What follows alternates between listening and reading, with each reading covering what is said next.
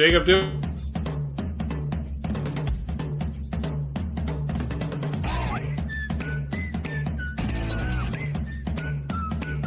Hey everyone, how you doing? This is Amon Green, Gourmet Packers all-time leading rusher, and you're watching Packers Total Access Live, your daily source for Packer content. Go Pack, go!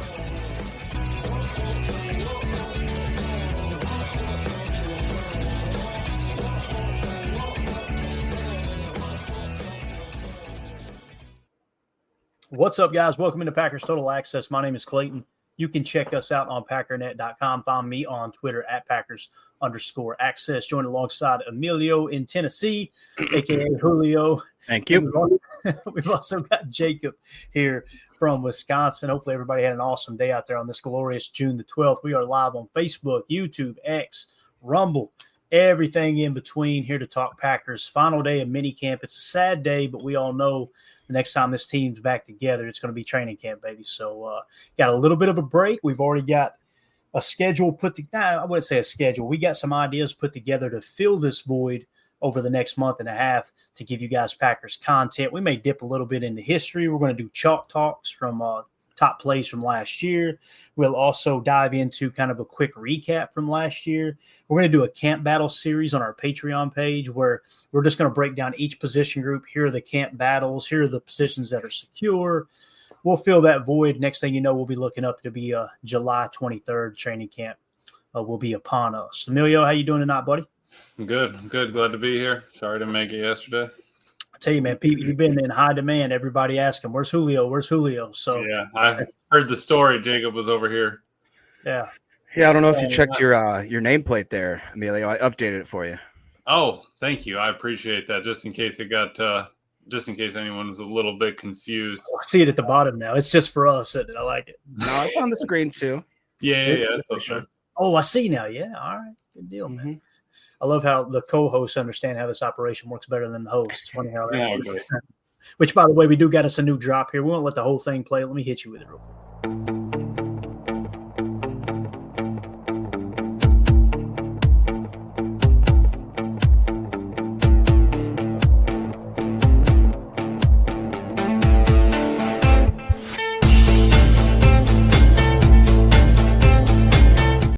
Doesn't get any better than that, man. I actually, somebody on Twitter, I'm trying to think, I think his name was Scary Gary. And it was a picture of Rashawn Gary, whoever that was on Twitter, said, "Hey, man, we need that to the Home Depot theme." So there you go. Jacob, you got anything you want to hit on before we jump into this camp talk here, man? As obviously mini camp getting ready to wrap up. Cornelius Johnson. Oh, yeah? Let's hear it. Talk to me, man. Let's jump right into it. What you got? I mean, not much. I hate to be a guy.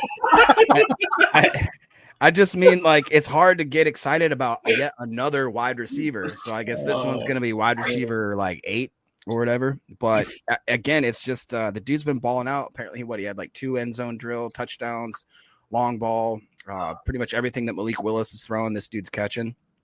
But I think it's kind of interesting that we go into the season. We have all these expectations, predictions, and then it's guys like Nicole and Cornelius and other types that I've been hearing a lot about. It's interesting. It's fun. It's early, so I'm not getting too excited here, but it's nice to know that if we have some sort of catastrophic, injury riddled season, that we got some gems in the hopper there. Something we haven't talked about a whole lot. We obviously have talked extensively about the wide receiver room. Will you carry 5? Will you carry 6? I know at certain portions of the season, the Packers would have 7 on their active roster, or not their active roster, but I guess technically their active roster, depending on how injuries fall into place. But we haven't talked about, are there any guys that might sneak their way onto the practice squad? And as you're talking about Cornelius Johnson, if he can carry over that momentum into training camp, that might be a dude. Let's look at it here real quick as we look at the depth chart. Romeo Doubs, if he's still on the team, right? Matthew Golden, Jaden Reed, that's listed as your top 3 here according to our lads. Now, we know how that could go. Christian Watson, obviously, you're not going to break camp with him on the active. Savion Williams will make the team. Dontavion Wicks will make the team. That's 5. Then you got Malik Heath, McCole Hardman, Bo Melton, and Cornelius Johnson, right, battling for that 6th spot. So let's say that they do keep Mecole Hardman, and then they try to sneak Malik Heath and Bo Melton onto the practice squad. Cornelius Johnson, I mean, do we carry 3 on the practice squad, Jake? You know what I'm saying? That's kind of a tough get there, but I don't know, man. You try to stash all 3 of them on there, and 1 or 2 gets picked up. Maybe Cornelius Johnson is left on the practice squad. You know what I mean? Yeah. What do you think, Emilio? Yeah, I mean, it's tough. There's just so few spots. We're only going to probably carry in 6, for lucky, and then it's going to be about who we can sneak onto the practice squad. I think it's going to be, who are you still rotating, because that bottom of the roster is always going to get churned by Goody. But I like Jacob's idea. He's all for the gems, and I love that. But I mean, and you got to show up, right? If you have an opportunity when you're on the field, and this is your one chance, you're a walk on, you're whatever, you got signed to the minimum, you want to show up and play out. Those drops, they can't haunt you. You got to get it done, and I mean, he's doing it. Right, and Greg Rice says Bo, teams, wide receiver, cornerback, saying that Bo would be the one because there's a little extra value there. J. Cole says don't count Hardman out. It's tough, man. And, I mean, it really is. Coleman, to me, now let's see if it carries over into training camp, but he is really starting to rise on my list. It's because what are we looking for in this team? You're looking for a little more experience. Veteran leadership. Yeah, and to me, he fits that. He kind of fits that bill. And listen, I'm not expecting him to go out there and be a number 1 or even a number 2, but you get a guy that's got really good speed. You've got a guy that can contribute on special teams. It's very, very similar to the comment there about Bo, right? Like now, is Mecole Hardman going to be a gunner? No. And that's where Bo kind of checks the box a little bit more, maybe.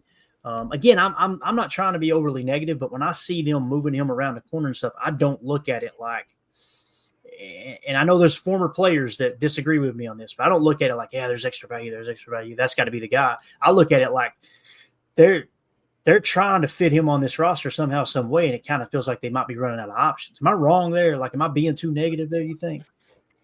I don't think so. I think that's one of Ryan's biggest things that he always references is that usually isn't a great sign. I don't think it's ever been a good sign, to be honest. Now that I think back over the last few years, usually that indicates that, again, the guy is about to either be cut, let go, et cetera, et cetera. So I think it's a fair statement to probably think that way. Man, I've been back and forth on that all day because, like, before, I was like, all right, he's just getting a rep, he's just trying it out, and the only saving grace is there's no pads on, right? He's just kind of backpedaling and swiveling his hips the opposite way rather than running forward and running his routes. You know what I mean? So it's not like he's going into the physical aspect of it, but I think it is kind of, it's tough to see if, you think of that, hey, we're just working him around. We're just trying to get him, reps. But I would love to keep Bo. I'd love that he had that ability as possible, but he's also the one screaming down the field, ready to blow somebody up on a kick, which, like we've talked about, that's different than some of those other receivers. So if you're not a linebacker and you're not a corner or safety, I saw another video. It was Alex Gibbs. It was the old one when he was talking at University of Florida, I think, breaking it down. But, you're going to want to block safeties and make the corners tackle you. Both are great, and he's a wide receiver to go out and tackle, So that's one thing to keep in mind. So they're doing this footwork drill. For those who listen on the pod, you can't see the video. There was a video by Rob Domofsky that was filmed at practice today showing the footwork drill, going between the orange cones for the DBs. And I'm telling you, man, I'm not trying to – I want you guys to tell me what you think. Grade these guys' footwork and tell me who you think had the best, okay? Just real quick, just watch them here. This is – I don't even know who these are. 37, right? Pretty decent, field. Right? Like that? Yeah, exactly. Shut up. Right? That's a little choppy. He cheated a little bit, right? They're pretty good, right? Jamal Williams. Now watch this. Watch this white jersey. This is Bo. Look at his feet. Yo, he's chopping. Bro, I seen that and I was like, boys, he just crushed that drill. Way better than anybody else just now. Dude, those things are quick. Yeah. That's, what I mean, look at him compared to Nixon. Can you rewind and let Nixon? I mean, don't get me wrong. No, I'm not throwing hate. Was it Nixon? Yeah, not him. That's not him. Nixon will be number 2 or 3 here. I didn't think I seen Nixon, Jacob. But I thought it was 35, not 25. Right there. 30. That's Omar Brown. Oh, I'm sorry. I'm okay. stupid. Unbelievable. And then 38. Who's 38, boys? Tremont Williams. I do the same thing, but let's see here. We got numbers 38. Gregory Jr. Attaboy. Got it. Good stuff. All right, so that's Gregory Jr. there, right? And then here we've got 27. Is that Home Depot? Come on now. Yeah. Sorry, let me just give you just a taste of it here, okay? Just a little bit here, as Coach LaFleur would say, just a tip. All right, kill it. That's enough. That's all we need. All right. And again, Bo, man, just crushed it. So I just got through saying, he's on the cut. And then you see that foot drill. I was like, damn, Bo crushed that drill. So I don't know. Does it matter? Probably not. But worth mentioning, I think. So didn't plan on leading it off with Bo, as I am as exhausted about the Bo Melton talk as everyone else. I think there was a commenter, Blake B, said, these OTAs gave me the itch for the season to get here. This is not the one. There was another one marked here. Let me find it. Here we go. Speaking of Wolverines, I know we're tired of the Bo at cornerback talk, but another blueprint for him is Maki Sainristil from the Redskins. Ooh, I said a bad word. People forget he played slot receiver in college from 19 through 21. So very, very interesting there. And then, of course, Blake B went on to say, these OTAs gave me the itch for the season to get here. Nothing to do for the next month and a half except chop it up in here and talk crap about the NFC North and the Eagles. I like that you threw the Eagles in there, Blake. Right. You got to always talk trash about people. So, and nobody takes us serious with that because obviously they got the prize last year. But now, listen, we're gonna take that downtime, and most shows are probably going to shift to a little bit of baseball talk. They'll be talking about Brewers and stuff like that, right? We're going to press into what happened last year, right? Just a quick little refresher from 2024 to get you geared up for 2025. It's going to be a lot of fun for sure. Mm-hmm. Deadfish says, Packers are in a great position to trade certain players. Not that I'm looking to trade anyone, but we are deep at wide receiver, O-line, and safety. Lots of trade options. And when I see that topic get brought up, guys, I think wide receiver, first person I think of is Romeo Doubs. Mm-hmm. Right? O-line, first person I think of is Rasheed Walker, but my response is I don't want to trade him. I'd rather have him ace in the hole somehow, some way. Jordan Morgan beats him out for left tackle. And then, of course, safety room. Let's look at it real quick because I guess it did get deep pretty quick, didn't it? I mean, we've got studs at the top, and there's a little bit of depth there as well. I'm going to drop that down now as we've got at the safety position Evan Williams and Xavier McKinney. And then you got Kitano Ladapo and Zane Anderson, who just lit it up last year. Then you got Omar Brown. So maybe Deadfish is suggesting, hey, what if you try to deal Zane Anderson, I guess? Because I really don't even want to do that. I would rather have two decent backups there at the safety position. So, and we know I don't think we would trade Kitano Ladapo. So, Deadfish, I think the only one I would disagree with you on there would be safety. Because even O-line, who knows, Sean Ryan's last year of his contract, they may be looking to, do something with him if you really like the backups there. The only way that I could see safety being in that option is if they designated Bullard as a straight up safety, don't want him in the slot whatsoever, and don't think he can do it. Now, you guys know was president of the Bullard fan club. Ryan cannot stand Bullard. And then what, Jacob? Then what, Jacob? Did you give up on my man Bull or what? No, I'm saying 100%. I don't want to trade Bullard. I'm just saying that would probably be the only logic you could justify to say we got Evan Williams, we got X, we got Zane, we got Kitano Ladapo, we have Omar Brown, who I think is a sleeper. Mm-hmm. So yeah, there's what Deadfish saying. Yep. Emilio. Thinking Bullard was still a safety. Yeah, I'm with you there. And he could play safety, right? However, he played his best football at the nickel spot last year in the slot. And this week, Nate Hobbs missed a little bit of time, but Nate was back this week, so we'll talk about that a little bit.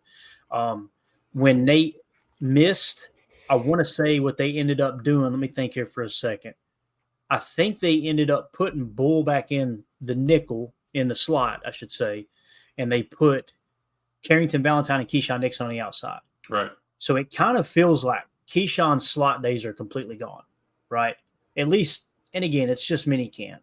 Maybe they're trying that out and they're going back and reviewing the practice tape and going, you know what, guys, now we need to make sure that Hobbs is on the outside. He's not our nickel. But it does kind of feel like they like Hobbs with how he plays aggressive, especially against the run and everything in the slot. I feel really good, Emilio, if Bullard is coming out of the bullpen and for some reason your slot gets beat up, because I thought he played good in the slot. I really did.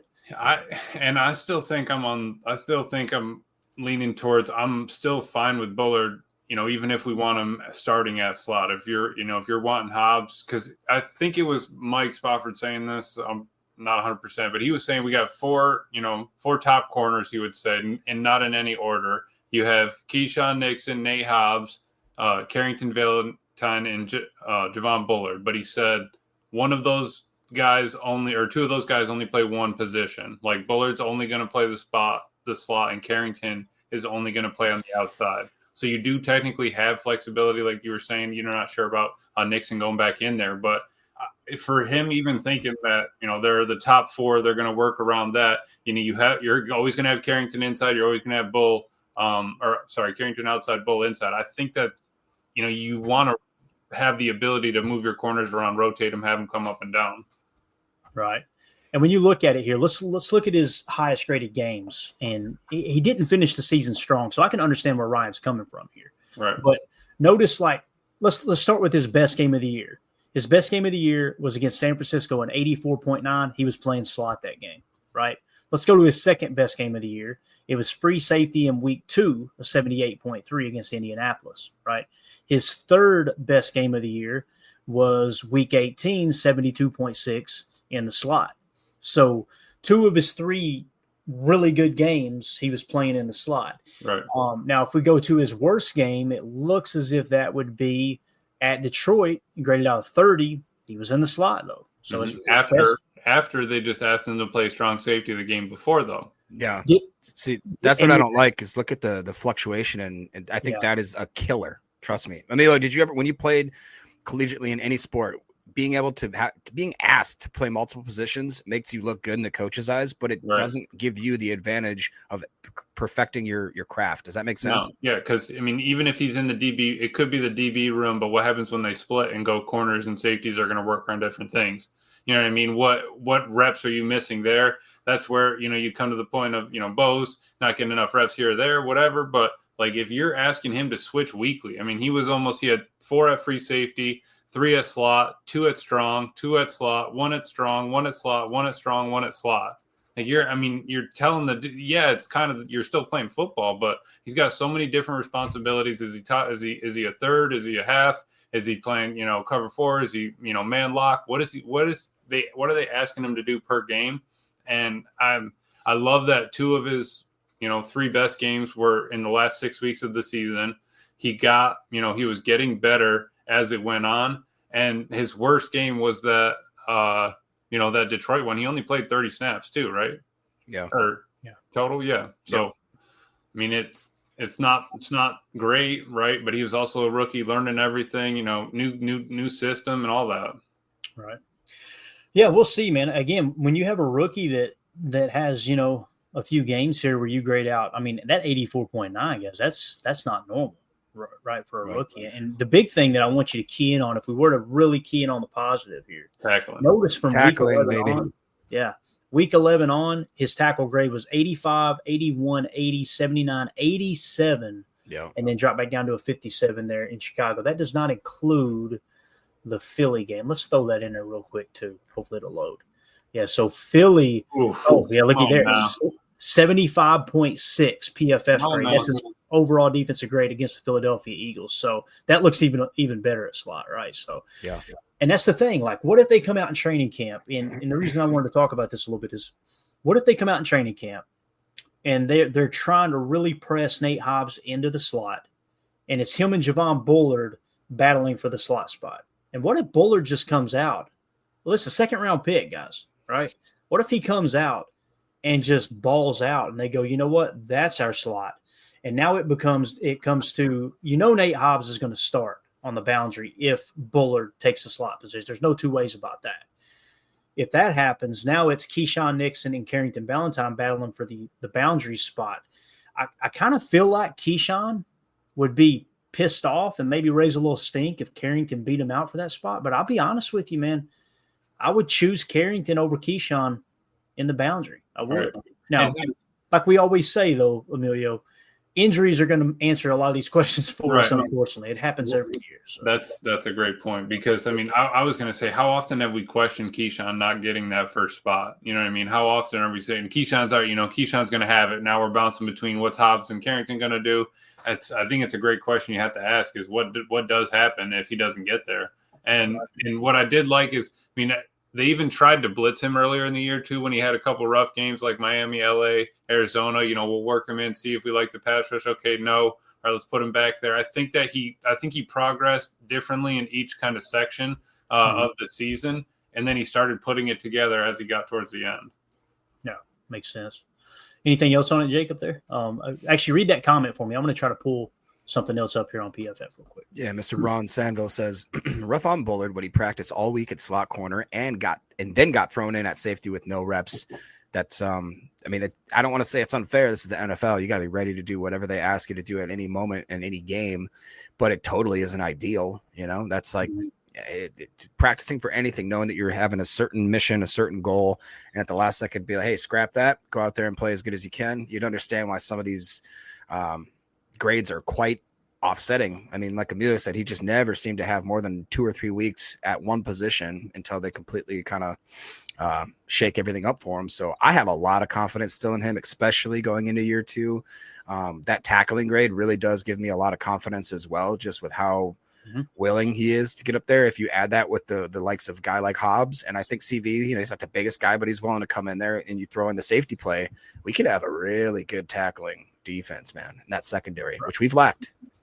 And when you take a jump like we did last year to the second best run defense in the league, you got to step back and go, why did we do that? Right. Well, we talked about the pass rush extensively, how it was a controlled pass rush. You could tell they were really keyed in on the run more so than the pass and rushing the passer.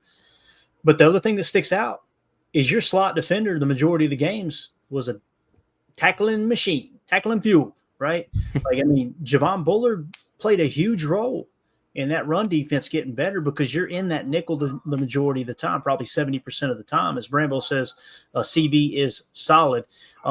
Again, let's look at it. When you say Keyshawn Nixon or Carrington Ballantyne on the outside, the contract would suggest Keyshawn's going to play out there. Although Keyshawn's contract isn't like $10 million per, right? Or is it like $6 million, I think, something like that? And if the goal is get the best player on the field, and obviously you don't want to have that progress stopper out there. We already talked about passer rating when targeted. Carrington torched it, right? He also gave up 0 touchdowns last year. Keyshawn gave up 5, right? Now, okay, well, let's go to the PFF grades. You go to the PFF grades, who's the top corner? Carrington Ballantyne, a 65.5. Keyshawn right behind him at a 64.1. So, and again, that's overall defensive grades. Imagine if you remove the 92.7 pass rush grade of Keyshawn where they fired him on the nickel blitz a couple of times, right? And he hit home. Now, go back and now let's look at coverage grade. Carrington Ballantyne's coverage grade was a 71.4 and Keyshawn's was a 60.7. So at some point, you got to acknowledge passer rating when targeted, checks the box. Staying healthy, check the box. Coverage grade, checks the box. Like everywhere you look with Carrington Ballantyne, there's something that goes, that might be a dude. Then I go back to the Doug Farrar tweet from a couple of nights ago where he tweeted, I don't know how the Packers got this dude in the 7th round. Like he said it was larceny is the word he used. I know if I had to be devil's advocate here, I would point out that Keyshawn Nixon had almost double the snap count that Carrington did. Absolutely. So I think that should at least be weighted a little bit. But right in the run defense, you got to be happy that he's sticking his nose in there. Maybe that's something Carrington can work on. But like Clay was saying, how much is that 92 swinging that grade? Yeah, and keep in mind too with the run defense grade, Carrington is on the outside, right? He's on the boundary, and Keyshawn was in the slot a good chunk of the season as well. Hey, so I know the snaps are limited, but if you do look at the top 10 rankings here, it's 1, 2, 3, 4, 5 safeties. So I kind of understand that feeling of, wow, Dead Fish is like, we got a couple we can spare. True. It's impressive. It is, man.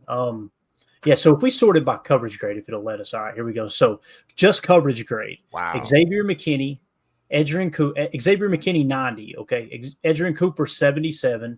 Aaron Mosby, you got to throw that one out. Obviously, he's an edge defender, so 75.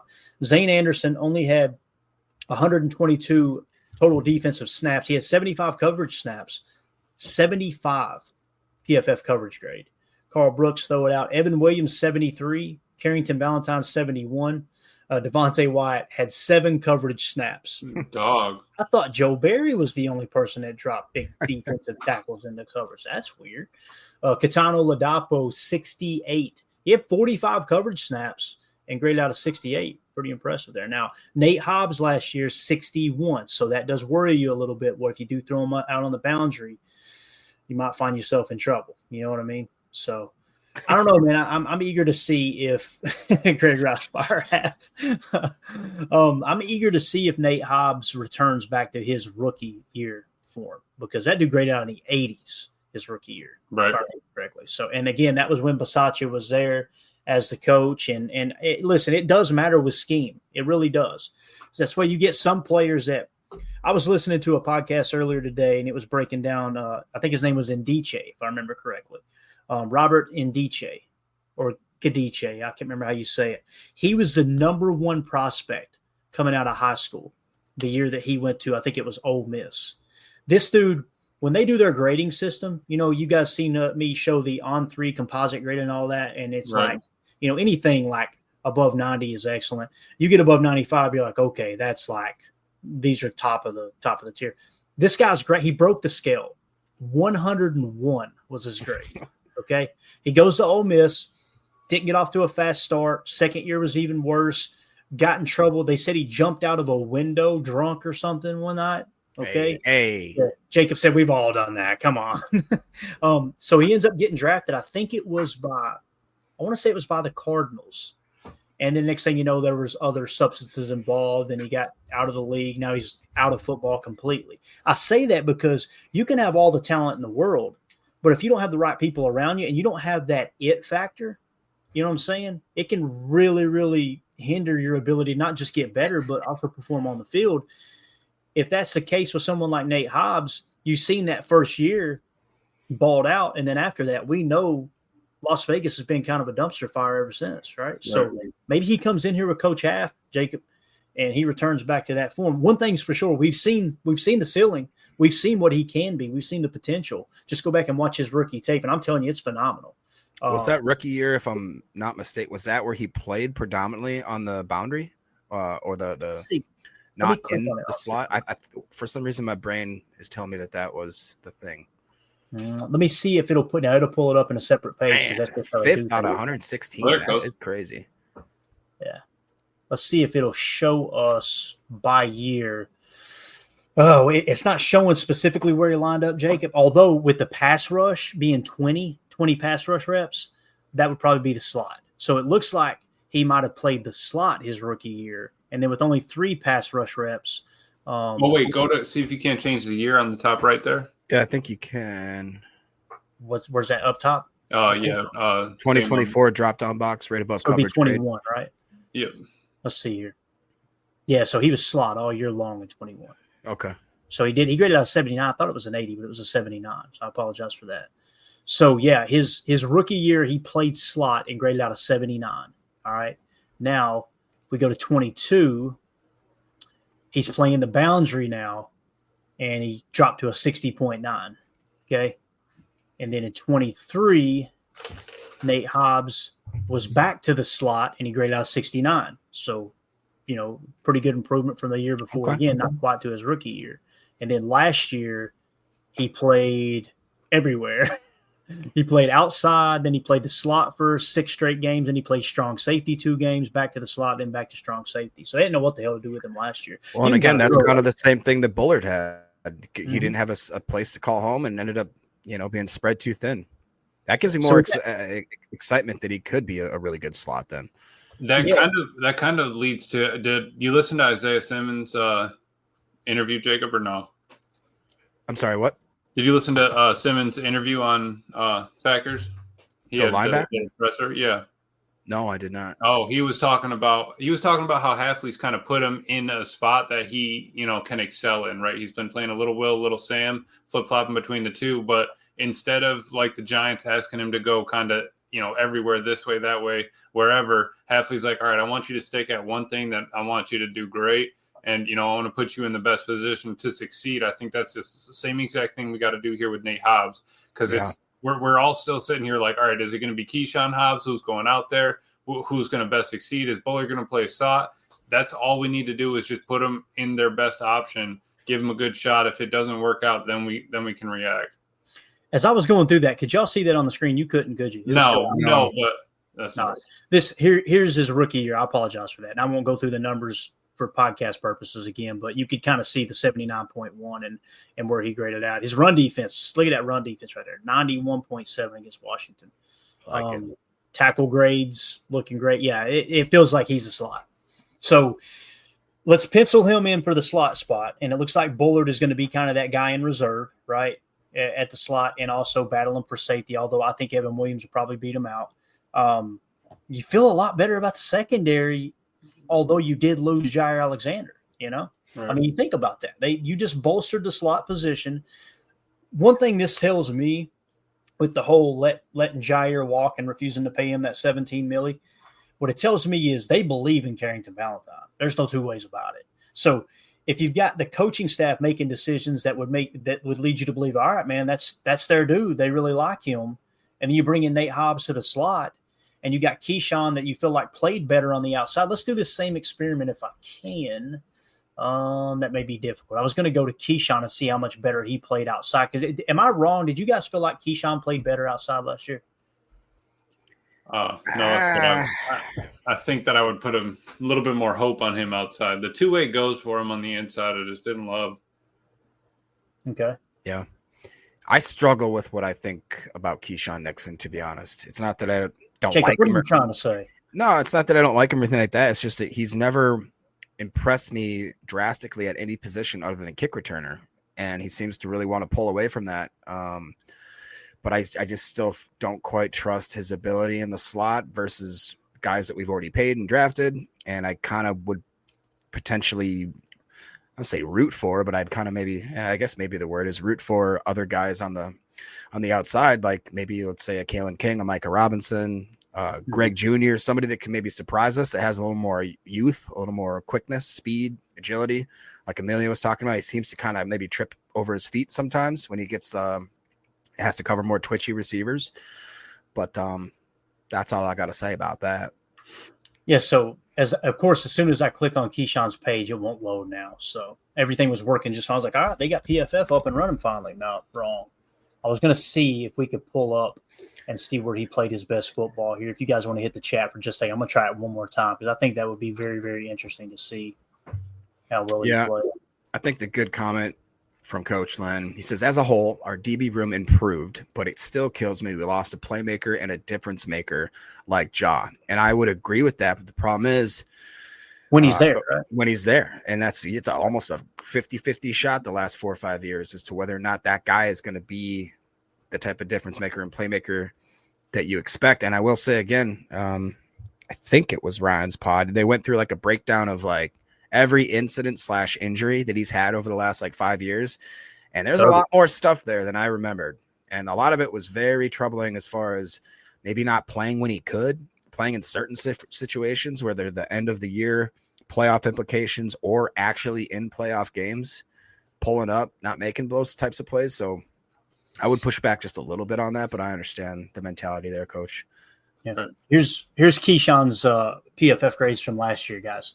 And again, we've talked about the passer rating we targeted. It was cheeks. We talked about the 5 touchdowns he gave up. It was cheeks, right? But let's talk specifically position-wise. He played the slot corner position weeks 1 through 4. Here were his grades: 73, 52, 62, 56. Okay. Then he bounces outside for the next, what is that? 1, 2, 3, roughly 10 weeks, right? Mm-hmm. Here's his grades now: 61, 64, 65, 46, 59, 45. And then against San Fran, 83. Against Miami, 73. Against Detroit, 76. And then he went back to the slot and tanks at 54. Stayed in the slot 60. That's when Bullard got hurt, I believe, if I remember correctly. And then back outside to a 51. Stayed outside to a 63. And let's see if we can get that up, what he did in the postseason there. A 57 playing outside against Philly. So it's one of those things, like he was really starting to settle in outside, was he not? Right. 83, 73, 76. And Emilio, it's right back to the same conversation we're having about Bullard. Then they start moving him around, and it's like crap hits the fan, you know? Yep. And he had a rough spot there. What's that run defense against Detroit? At least his number was a little better, but Bullard was a 30 there, right? So, maybe Key got his head out of the way a little bit on the outside, and Bullard to take the L, but with his number there. But you're right, he's showing up. But again, we're bouncing back and forth. I love that, Haft's putting him in the spot that's, going to help him succeed. And Key's willing to play those spots as as the team needs him. But I think he really does want to be on the outside. Like looking at his left, outside corner reps compared to his slot reps, let's keep him outside. God forbid he's our third, slot that can jump in if we need to. For sure. Chris Casual N says Ja played less than 40% of the defensive snaps in the last 4 years. I feel like every time we talk about it, the number goes down. You know what I mean? It's like, damn, was he really out that much? I guess he was. So, and I know there's people that are like, oh, that's crazy to think that the cornerback room got better. I'm telling you, man, the guy wasn't on the field. And anybody who thinks that Ja played just flawless, he was the perfect football player, go back and watch week 1 against Philly. And I think you're going to be like, oh, yeah. Boy. Even the interception, I guarantee you got a negative grade on. The interception, he was supposed to be in a spot drop zone, and he just breaks completely off of his zone and goes to the back of the end zone and picks the ball off. And you think, oh, great instincts, great this. I'm telling you right now, if Jalen Hurts doesn't throw that football, and then if he pump fakes to the back of the end zone and throws underneath to where Ja was supposed to be, it was 6. And the coaches aren't going to look at that and go, Ja, do whatever you want to do. That great play. That's not how they look at that. So I just don't think he was as flawless as people say he was. However, there's no doubt he was the best corner on our team. I believe that when he's on the field. Problem is he ain't been on the field. And then Ed Madden says, Nixon's pretty solid but not spectacular. I think he has improved every year. I agree with that. I think Nixon has gotten better every year. Do you think that he needs, like, our corners need to be playing every rep of every game, or do you think that they could be on a rotation as well? Like our 3 outside corners between Hobbs, Valentine or Nixon rotating, or it's, Hobbs and Bullard rotating? Amelia, I was just going to ask almost the same question, but did we just learn unintentionally that Hafley / the defensive unit, their goal going in to be get guys into their positions early and keep them there for a prolonged amount of time, and don't switch them up, and let's see what we got after 4, 5, 6 weeks. And if you have to adjust, then do that, make small adjustments with this whole musical chairs thing in the secondary. I get certain benefits of it on paper, but logically you can see that it doesn't seem to correlate with good numbers. Right. Good point. I don't think they were trying to rotate guys around last year. I know y'all wasn't saying that either, but I think it was just those injuries. They kept popping up, and you'd have to. And that was the frustration with Ja was the beat reporters made it very clear that the coach's frustration, and you could hear it. Matt LaFleur, like at one point, said, "I'm done talking about it, guys." Like they were frustrated because their staff felt like he could play, and Ja would go out there and couldn't play. So it's like there was a little disconnect there. That they felt like Ja was healthy enough to play. And then I heard Chewy talking about this on Jen gave it Chewy on Milwaukee, ESPN Milwaukee. He's like, you there's a difference between, this is an old program quote. If you guys have never seen the movie The Program, they said when the freshman running back gets hurt and fumbles or whatever, he goes, "Are you injured or are you hurt?" And he said, What's that mean? And he said, "Well, if you're injured, you can't play. If you're hurt, you could still play." And he went, "I think I'm just hurt." And he's like, "All right, let's go, get up." Like that's a real thing in the NFL. And what Chewy said was, him refusing to play, and he was 93% healthy. He said, "That's the NFL. You've got to be able to play when you're banged up." He said, "Newsflash, nobody's fully healthy." Right. So if he's only willing to go out there when he's fully healthy, that's tough look, man. Got it out for A-Fam there, Jacob. I was hoping that was why.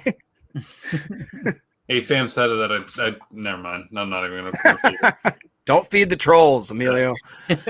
I said it once in my head, and it wasn't going to come out right. So we'll go ahead and keep on moving. Better guy than I am.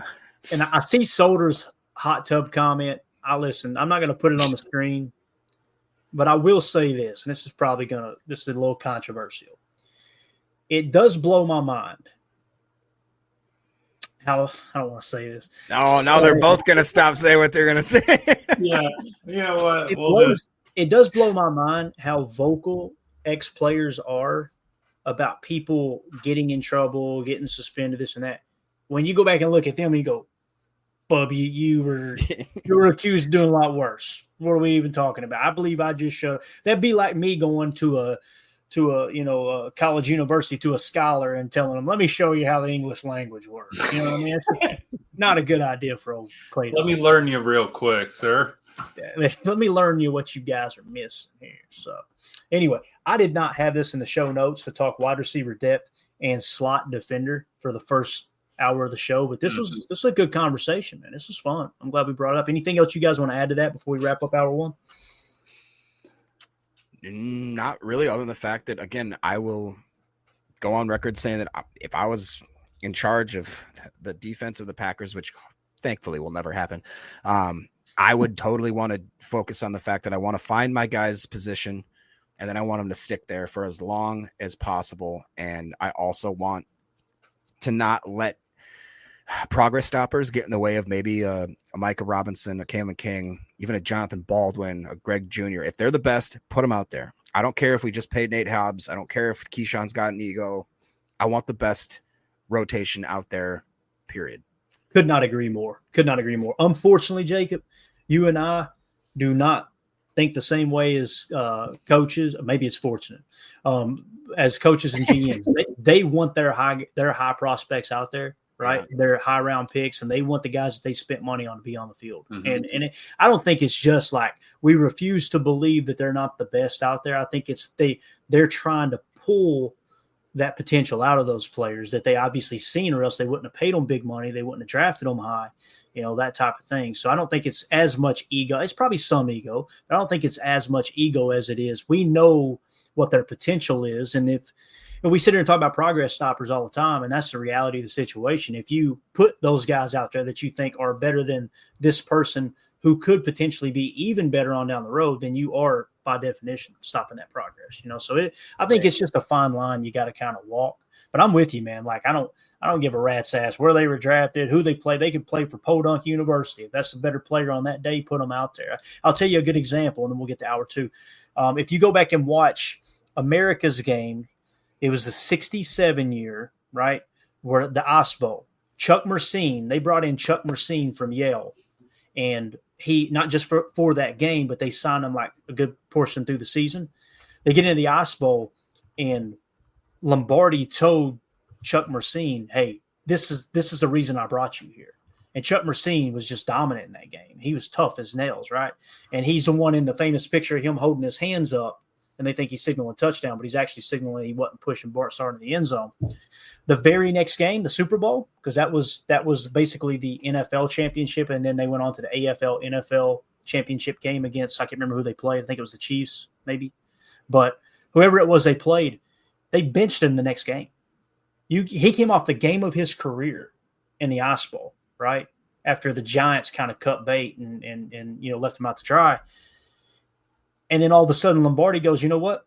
This is the guy better for this specific game and this game plan. That's a perfect example of, hey, I don't care who it is.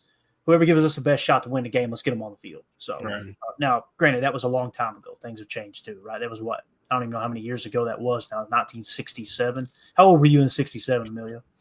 Mm-hmm. Yep.